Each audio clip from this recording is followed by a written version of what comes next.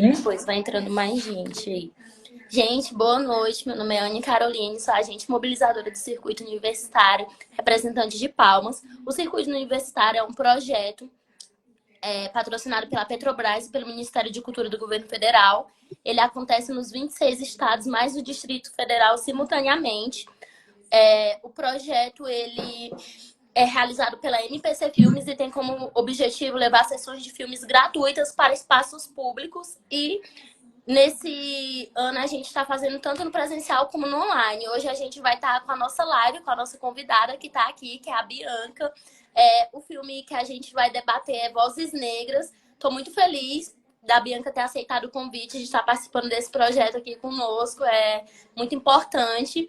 E daí, Bianca, eu vou deixar você se apresentar, só vou dar uma introdução aqui do filme.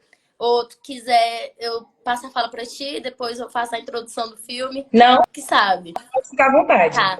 Gente, o filme Vozes Negras, ele é um filme onde ele vai trazer personalidades negras que são figuras importantes aqui no Brasil, como Jurema da Silva, Celi Carneiro, vai falar ali também de Lélia Gonzalez, vai falar de Edna Silva, e ele vai falar sobre esse movimento negro contemporâneo que é ali em 1975, 78. Porque o movimento negro, como todos sabem, ele se inicia no primeiro momento quando o negro pisa aqui, os pés aqui no Brasil. Agora eu vou passar para a Bianca, tá se apresentando. A Ítria tá aqui, já tem live marcada também. Oi, gente, boa noite. Bom, eu me chamo Bianca, sou assistente social, sou ativista do movimento negro, trabalho também com os movimentos sociais aí em algumas pautas. Atualmente estou atuando na Secretaria de Saúde do Estado, né, trabalhando no Núcleo Equidade, no SUS, que a gente trabalha raça, etnia e gênero nas comunidades quilombolas do estado do Tocantins e também nos demais municípios, né? Diretamente ali com a atenção primária, que é aí essas orientações.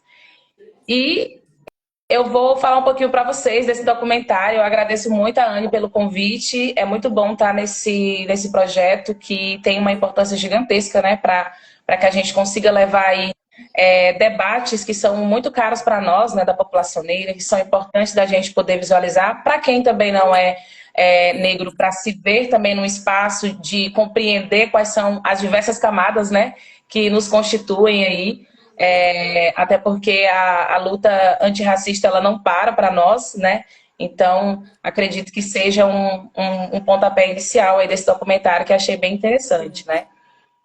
Já para falar? Não, Não. né? Gente, só para informar para vocês que todas as nossas lives vão estar disponíveis no YouTube da MPC Filmes. Quem não puder assistir hoje, quiser rever, vai estar lá disponível. Não só do nosso estado do Tocantins, mas também de todos os estados, com todas as lives de todos os projetos. Para vocês terem mais informação do projeto, é só seguir nossas redes sociais, MPC Filmes. E vocês que estiverem assistindo, tá precisando de horas aí, certificados, vocês coloquem aqui o nome de vocês completo, mais no e-mail que eu vou estar podendo enviar o certificado da horas de participação da live.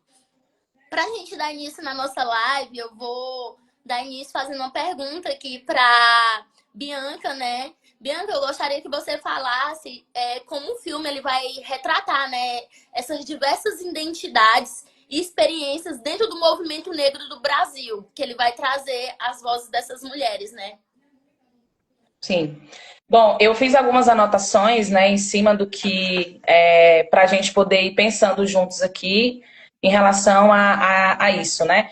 Primeiro que é um documentário que ele retrata inicialmente aí as nossas mais velhas, né? No movimento negro a gente tem muito essa referência para as nossas mais velhas, e aí na década de 70 fazendo um pouco, uma das coisas que mais me chamou a atenção, inclusive, foi o processo em que elas se viram dentro desse ativismo no conceito de consciência racial, né? Elas tiveram aí alguns entraves quando elas se viam na prática, né? Quando elas eram procuradas para estarem nessa motivação do que é o ativismo negro, mas principalmente o combate ao racismo, na luta do combate ao racismo, e os lugares em que elas se encontravam, né? Porque Jurema Batista estava em um lugar, né, em uma realidade ali, Sueli Carneiro já com protagonismo voltado para os direitos humanos e também para a questão da saúde, né, que começou com esse impacto muito grande.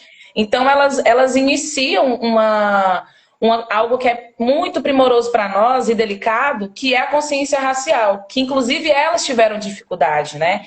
Elas não conseguiam perceber ali quanto que o sistema estava nos distanciando, porque a luta racial, quando elas percebem e fazem um comparativo histórico, né, com os Estados Unidos, e quando elas conseguem olhar para o nosso lugar, e aí elas tiveram uma dificuldade, e eu percebi muito na fala da Cida Bento, que ela colocou que ela, quando procuravam ela para falar de racismo, ela, não, que negócio de racismo, não quero falar disso não, né?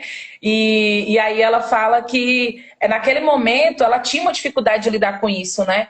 Porque foi esse processo mesmo de ter essa consciência racial, a consciência de saber onde estava e principalmente esse papel que elas tinham na sociedade, né? Que eu achei muito incrível.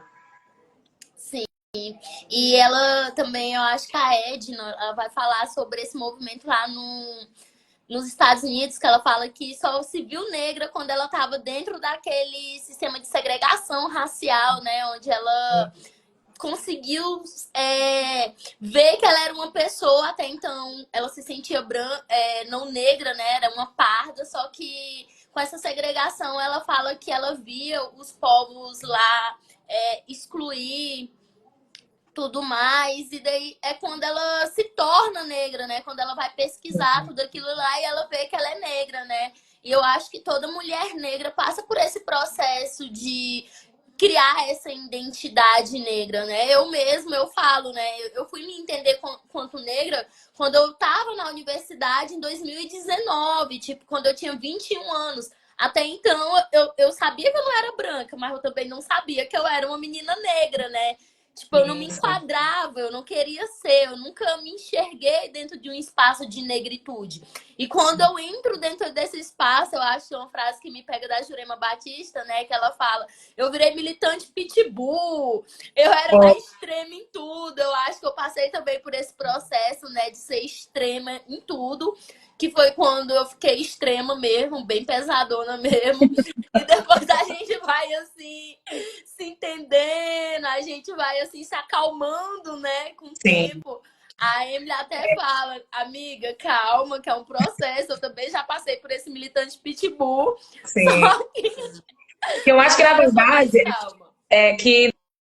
eu acho que quando a Edna coloca, né, esse tornar-se negra, né, esse processo que ela teve dela dizer que estava com medo dos estudantes que estavam no ônibus, né, e aí ela se viu com um problema com ela mesma do porquê que ela estava com medo, né, e aí ela consegue ter a sua identidade ali de frente, né, porque querendo ou não é olhar para a sua identidade e se ver também naquele processo. E lógico, quando não se é negro retinto e não tem os traços que de fato as pessoas caracterizam como ser uma pessoa negra, existe mais um problema aí de identidade, né? E é esse problema que é a sociedade que faz esse favor de afirmar para nós, né? De falar, você nem é tão negra assim, seus traços são finos, né? Então, existe muito essas questões. E além dos fenótipos, que nós não somos todos iguais, graças, né? Nós não somos todos iguais. Então, existe muito esse questionamento da gente poder não ter essa identidade. E o tornar-se negro é uma frase, inclusive, que ela é bem problemática dentro do movimento, porque a galera fala assim, mas não existe esse negócio de tornar-se negro, porque todo negro nunca deixou de ser negro, e ele sempre vai beber das dificuldades do que é ser negro, né? Sim. Mas existe a tentativa de fuga desse espaço, que é doloroso, né? Que é sofrido. Então, quando a Jurema Batista e a Sueli Carneiro colocam, inclusive, essa raiva, né? Esse extremismo, essa coisa... Sueli Carneiro colocou algo que me tocou muito, que ela falou que ela brigava muito na escola, né? Porque a mãe dela dizia que se ela chegasse em casa chorando, ela ia apanhar novamente. Então, quando ela sofria racismo na escola, ela ia para cima, né?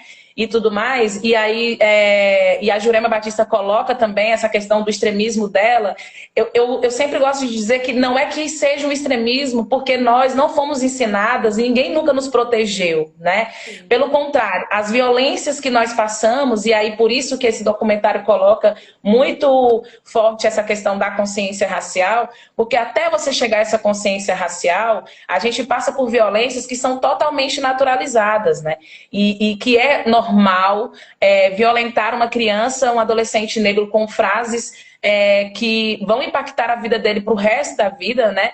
Mas que ela é naturalizada pela escola, ela é naturalizada pelas pessoas no geral, porque é normal violentar uma pessoa negra, né? Porque historicamente isso sempre foi normal, né? Então, o único processo de defesa de uma pessoa negra para si mesmo é a reatividade, né? Eu também estou muito nesse lugar, né? Tipo, fala mais baixo, você tá sempre na defensiva, mas é porque você todo mundo para você é inimigo, mas é porque para estar no espaço, né? E aí, imagina, na minha formação no todo, fui criada numa família branca, estudei a vida inteira numa escola com pessoas brancas e que só tinham 2 pessoas negras na sala.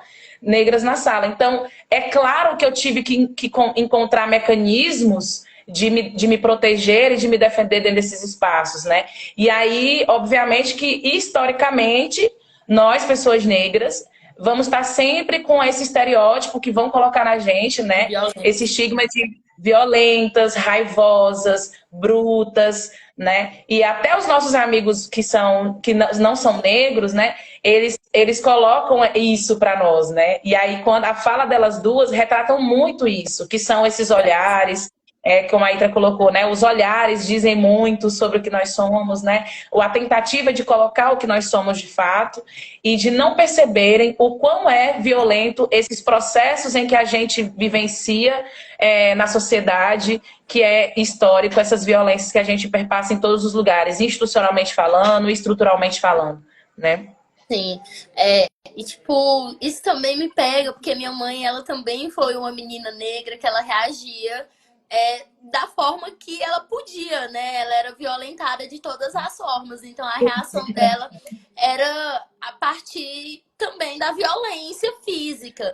E daí minha mãe, ela passa por esse processo, e daí até hoje, assim, eu tento trabalhar isso muito com a minha mãe. Mãe, a senhora não tá sendo violenta. Tipo, porque já colocaram isso nela, a Joelma briga com todo mundo, a Joelma é isso, a Joelma sempre tá nervosa. Sendo que não, foi todos esses estereotipos que criaram, que sempre quando uma mulher negra vai estar se posicionando, né, em algum espaço, ela sempre tá alterada, ela sempre tá falando alto. E dentro da academia a gente vai sofrendo essas violências pesadas. Eu mesmo já passei por várias violências dentro da academia, onde toda vez que eu vou falar alguma coisa, que eu vou me posicionar, eu sempre tô violenta. E daí, tipo, às vezes eu fico assim, nossa, tipo, o que eu faço, né? Tipo, eu não consigo falar mais baixo, eu falo alto mesmo, eu me expresso bastante. E que, só que eu não tô violenta. Só que, na verdade, sociologicamente, né, também, é debatido muito essa questão, e inclusive a gente, no encontro que eu fui com o Encontro Nacional de Mulheres Negras que nós fomos em Goiânia, foi debatido muito com as mais velhas essa questão da nossa tonalidade vocal, né? Que aí isso representa o silenciamento de muito tempo e a necessidade de nós sermos ouvidas, né? Então você imagina se posicionar nos espaços em que você consegue uma ascensão hierarquicamente falando, e se você tentar, geralmente em reuniões, assim, você pode perguntar para qualquer pessoa negra que ocupa espaços hierárquicos superiores, né, de poder, ou minimamente de poder, ou qualquer situação próxima ao poder, elas sempre precisam falar mais alto para poderem ser ouvidas.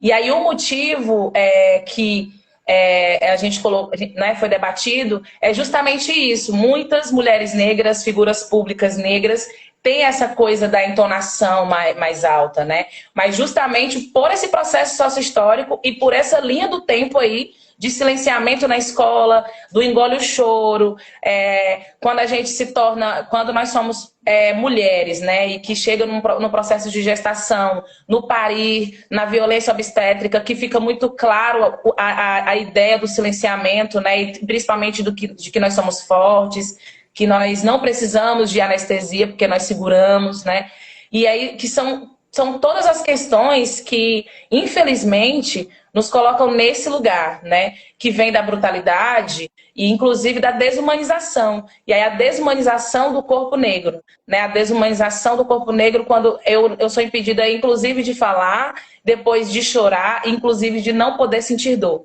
né? E aí a gente vai levar isso para várias áreas da nossa vida, quando a gente vai falar dessas ausências da consciência racial, como o documentário traz, né? O documentário também ele vai falar sobre o movimento negro unificado, né? De que forma esse movimento ele influencia a história política e social do Brasil. Quais são os principais legados assim que tu pode estar falando aqui pra gente sobre esse movimento? Cara, o movimento negro, o MNU, ele foi um dos nossa chave, né? Para a revolução dentro do movimento negro, né? Foi de fato um ecoar de vozes, né? Com grandes representações e que a partir da consolidação dele a gente conseguiu minimamente alcançar não só espaços, mas começar a debater as nossas pautas que eram próprias, né? A gente saiu aí de uma demanda em que os movimentos não negros, né, que não defendiam as nossas pautas e começa a ocupar vários outros espaços para além do que a gente estava apenas aceitando socialmente, né? Porque o MNU, ele vem com o objetivo de assegurar e de fortalecer que outras redes e coletivos também se fortaleçam no nosso país. Então, ele foi a chave principal e de uma organização com as figuras mais importantes, né, naquele período, de manutenção das vozes do movimento social negro, né? Ali se junta pautas do feminismo negro, mas se junta pautas do próprio movimento negro no nosso país, com pautas regionais, com pautas que, querendo ou não, a gente está aí em várias regiões do país e o nosso país ele é composto majoritariamente pela população negra, então a gente consegue, através do MNU, consolidar a nossa luta, reafirmar ela de uma maneira que a gente tenha mais força e mais impacto para a gente conseguir alcançar as nossas pautas, né? Para mim é um dos movimentos mais importantes que nós temos, é ele que traz a força para que a gente consiga, inclusive, lidar com a organização de outros movimentos e que a gente consiga também usá-lo como um piloto, né? Digamos assim, ele é a nossa raiz ali, né? A matriz que nos deu pernas e braços para tantos outros lugares e as nossas vozes ecoarem, né? Sim, e o movimento negro, ele...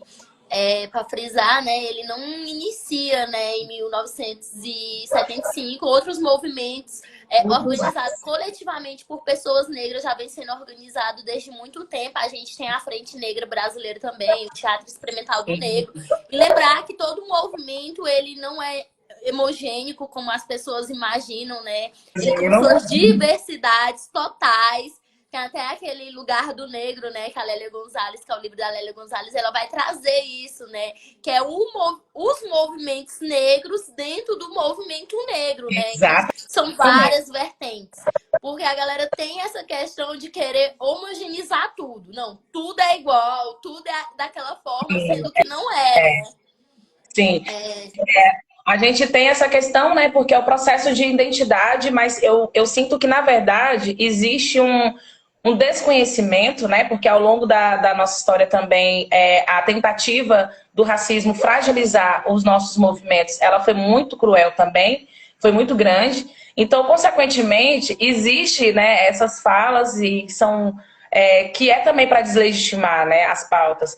Porque cada movimento, ele vai ali, querendo ou não, dentro do MNU, mas nós temos tantas outras forças, né, que estão ligadas ao MNU, mas que trabalham com outras temáticas, né, lógico, envolvendo a luta antirracista, mas em várias camadas, né. Então, mas existe esse desconhecimento e o afastamento que, querendo ou não, a sociedade capitalista fez para afastar o conhecimento mesmo de como é que essas organizações se formam, né, como é que elas se consolidam. Então, a maneira mais fácil é não só, além de confundir, mas principalmente tentar segregar e utilizar, inclusive, da palavra segregação para dizer que nós somos separados, né? Sim, exatamente. O filme também ele vai mostrar, né? Ele vai desconstruir essa ideia desse mito da democracia racial que foi criado ali na época de Getúlio e tudo mais, a partir de Gilberto Freire. E daí, quais são os momentos, os argumentos que vão estar o documentário vai evidenciar que há uma estrutura racista tanto no Brasil quanto no mundo como um todo. Eu acho que, na verdade, bom, quando a gente fala de democracia racial, eu acho que é importante lembrar que nós não somos todos iguais, né? Eu gosto sempre de falar isso, e ele retrata muito isso sobre essa questão da democracia racial. O que é a democracia racial, né? Ela nada mais é do que uma fala utilizada pela branquitude para justamente dizer que não existe racismo no Brasil, que nós somos todos iguais, que nós somos um país mixigenado, né? Que não existe negro puro, como já ouvi várias vezes, né? E aí, quando alguns autores, inclusive Florestan Fernandes debate muito bem essa questão da democracia racial, mas também outros autores debatem essa falácia da democracia racial, e o documentário traz isso com uma força que é a mesma dificuldade que as nossas queridas autoras que estavam nesse documentário, né, Cida, Edna, né, Jurema, Sueli, elas têm esse processo, e quando elas passam por esse processo de dificuldade, é justamente pela sustentação dessa fala da democracia racial. Porque a consciência racial, ela vai com certeza ficar difícil de você conseguir se ver nesse processo, quando existe uma falácia de anos que nós somos todos iguais, e que não existe racismo no Brasil, e que não existe negro puro, porque todo mundo já é misturado, né? E quando eu questiono as pessoas que colocam essa narrativa, e aí de fato ela é uma narrativa da branquitude, é justamente para dizer que o conceito de democracia racial, ele nada tem a ver com o que o racismo estrutural e institucional nos coloca.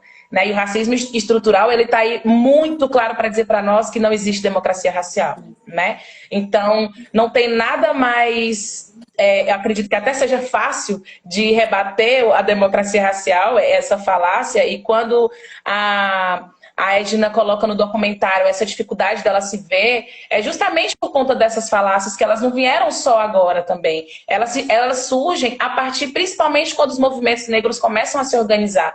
Né? Quando começa a se perceber que o movimento negro começa a ganhar uma força, as narrativas começam a surgir. Né? E aí essa é uma delas, que foi uma das narrativas, inclusive, que dificultou demais o MNU e tantas outras forças do movimento negro a se verem como negro, inclusive da gente conseguir, até os dias de hoje, a gente tem uma dificuldade de debater isso, porque tem pessoas negras que não conseguem se ver nesse lugar por conta justamente da narrativa da democracia racial, da miscigenação, né? E aí eu vejo o que a Edna colocou no documentário, o que a Jurema Batista colocou no documentário, que não está tão distante de nós, porque atualmente essa dúvida ela ainda é crescente. Né?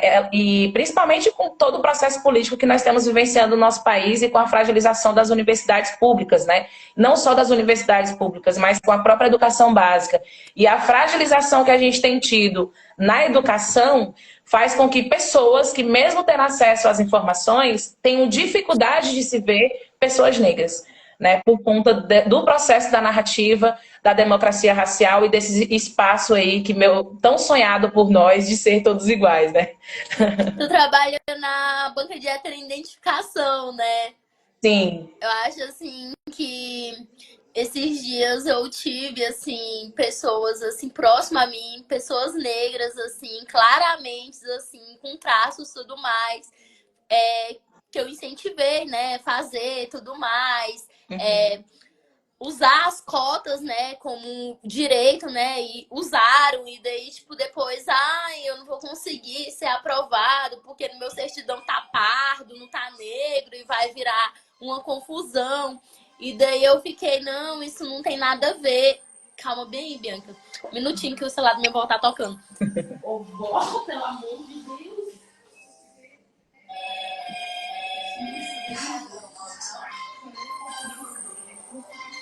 O Ismael colocou aqui, né? Permitindo que pessoas brancas ocupem espaços de poder em nosso nome e luta, com a ideia de que somos todos iguais. Exatamente isso. O Ismael colocou um comentário interessante, né? Que é permitindo que pessoas brancas ocupem espaços de poder em nosso nome e luta, né? Com a ideia de que somos todos iguais. E é exatamente o que tem acontecido, né? O que mais tem acontecido com essa questão desse mito da democracia racial pessoas que não negras ocuparem espaços de poder que deveriam ser nossos espaços e falando em nome de nós, das nossas lutas, em nome da nossa história. Aí pega um post de Instagram e já acha que é letrado e que pode fazer o debate com muita tranquilidade por conta do mito da democracia racial. Exatamente. Gente, Bianca, desculpa, desculpa os convidados também aqui. O telefone da minha avó tocou aqui, ele faz um barulho enorme, aí eu fui desligar ali pra ela. Mas é realmente isso que você tá falando pra gente não sair aqui do eixo do debate, né? Tipo, pessoas ultimamente, eles, tipo assim, todo mundo quer debater sobre alguma coisa sem ter fundamento, sem pelo menos ler alguma coisa, pega informações totalmente ali falsas, né, através das redes sociais, TikTok, tudo mais, e vira uma bolha, assim, gigante. Sim. E daí, às vezes eu fico, assim, pensando que isso pode até desestruturar um movimento, né, porque... Sim. Tipo, igual esse caso que eu tava te falando, de uma pessoa negra não se sentir negra porque na certidão dela de nascimento tá parda, e ela não querer passar pela banca de heteroidentificação, que ela ia ser negada. E tipo assim, sim, isso aconteceu virou uma fake news, uma loucura isso daí. E eu, gente, não é assim, isso não existe. Onde que vocês pegou essa informação, esse dado? Então, às vezes, essas fake news, elas vêm com um processo ali da branquitude de desmantelar esse movimento, né? Ver que o movimento tá dando certo, a gente tá conseguindo nossas coisas, absurdamente. Quando você fala sobre a questão das cotas, né, das bancas de heteroidentificação, é muito interessante porque ela é algo que tem sido um problema, né? Ela é uma política pública que as pessoas confundem qual é o papel dela, né? As pessoas confundem qual que é o papel. E aí, quando a gente está falando do que o documentário traz para nós, né? Que é essa questão da consciência racial, essa questão do nosso processo sociohistórico, da população negra, da militância, né? Da formação do ativismo como um todo e desse fortalecimento, né? Que o movimento negro teve. Não tem como a gente olhar para a política de cotas e a gente minimizar o processo, porque uma coisa está atrelada à outra. E aí a democracia racial, a narrativa da democracia racial, ela está trazendo um enfraquecimento para a política de cotas. Não só porque pessoas brancas estão entrando pelas nossas cotas, né? Inclusive conseguindo por medidas judiciais, e aí a gente vai atrelar essas aprovações judiciais de pessoas brancas entrando nas cotas de pessoas negras por uma questão de ter um judiciário também totalmente branco, que não tenha um letramento racial, e aí é quando a gente fala do racismo estrutural e do racismo institucional, né? Mas também quando a gente quando a gente percebe que é uma utilização também leviana das cotas, né? A gente está aí com a quebra de braços gigantesca e porque pessoas negras elas estão agora confusas porque a estrutura da branquitude é tão forte, né? Porque ainda infelizmente está no espaço hegemônico que consegue fortalecer essa narrativa o tempo todo, e aí assim, Bianca, mas como que a branquitude consegue fortalecer essa narrativa da democracia racial e de me colocar na dúvida se sou negra ou não, né? A partir de todos os espaços que eu sou excluída socialmente. Ah, mas aí é vitimismo, porque vocês vocês estão em vários espaços. Tá, a gente está em espaços de que maneira? Como que se dá a minha ocupação nesses espaços? como que é o meu processo de ser inserida no mercado de trabalho, numa própria universidade? Quem é que me orienta na universidade? Quem é que aceita orientar um estudante negro que quer debater questão racial? Né? Então, é a partir de toda essa estrutura que a gente vai compreendendo as ausências que nós temos e a dificuldade de compreender qual é esse lugar que nós estamos dentro, e aí, né, trazendo para essa questão das cotas. E aí a pessoa tem, que é a tentativa do apagamento de quem nós somos, né? E aí isso é um projeto da branquitude que é fortalecido justamente para isso. Sim, teve vários comentários aqui na live. A Itra fez vários comentários aqui. Ela até falou, é engraçado que eu estava em um lugar totalmente branco e eu sentia que eu não podia ser igual a eles pelos olhares. O Ismael veio com outro comentário aqui. O branco vai para as cotas sem vergonha alguma. Exatamente, às vezes eu me pergunto, né? Tipo, eles não têm pudor, às vezes, de estar em um espaço. Sim, e eu e o Ismael, nós fazemos parte, né, de comissões de banca de identificação, de concursos federais, né, e a gente vê muito isso, assim, a gente tem hora que a gente se olha e fala, não é possível, né, que a pessoa tem coragem de vir, assim, e de fato, sem nenhuma vergonha, porque não há timidez para burlar o sistema de cotas, não há timidez nenhuma para retirar o direito da população negra. A gente teve aí informações recentes que os cursos de medicina, os cursinhos, aliás, os cursinhos pré-vestibulares, estão orientando os alunos a entrarem pelas cotas, mesmo não sendo negros, porque eles vão conseguir a vaga via judicialmente. Olha quão grave é isso, né? É delicado, porque a gente está burlando uma política pública e está sendo orientado por professores para burlar uma política pública e retirando o direito de pessoas negras e enfraquecendo um movimento de anos para que essa política pública existisse, né? Sim, eu acho que a ideia principal é essa, né? Forjar tanto para mostrar que não é eficaz, não funciona. E tentar desaparecer uma política pública que de fato funciona, né? O movimento, ele também vai trazer, né? O filme, ele também vai trazer essas discussões que é sobre direitos humanos, a igualdade racial e as políticas públicas aqui pro Brasil, né? E como ele contribui para ampliar esse entendimento sobre esses temas na nossa sociedade atual, assim, como tu acha que esse documento pode contribuir, assim, como pessoa, acredito que nunca tenha, assim, tido relação, né, com essa consciência racial, assistir o documentário e ver, eu acho que queria falar um pouco isso, né, essa contribuição do documento para a atual sociedade. Bom, eu acho que, assim, eu acredito que o documentário ele vem com uma contribuição sensacional, que é para além de mostrar a luta das mulheres negras, né? Porque ele enfatiza um pouco mais, assim, a luta das mulheres negras, coloca o lugar de debate que a Lélia Gonzalez, né? Se fazia, né? Fortalecia ali as suas contribuições para a história, mas principalmente ele é um catalisador para nós, né, para a mudança social e cultural, né? Porque porque assim, ele vem com a ideia de provocar a gente por uma sociedade mais justa, né? Por justiça social. Então, mostrar quais foram os nossos passos antes de tudo isso, né? Nós aqui jovens, né? Nós que estamos aqui nesse processo de fortalecimento, mas que esse bastão foi passado para nós. Porque essas mulheres que estiveram nesse documentário, elas falam dessa narrativa, dessa questão de, inclusive, passar-se o bastão e do comprometimento e responsabilidade que nós temos enquanto ativistas, né? Enquanto pessoas militantes do movimento negro e das questões raciais de modo geral.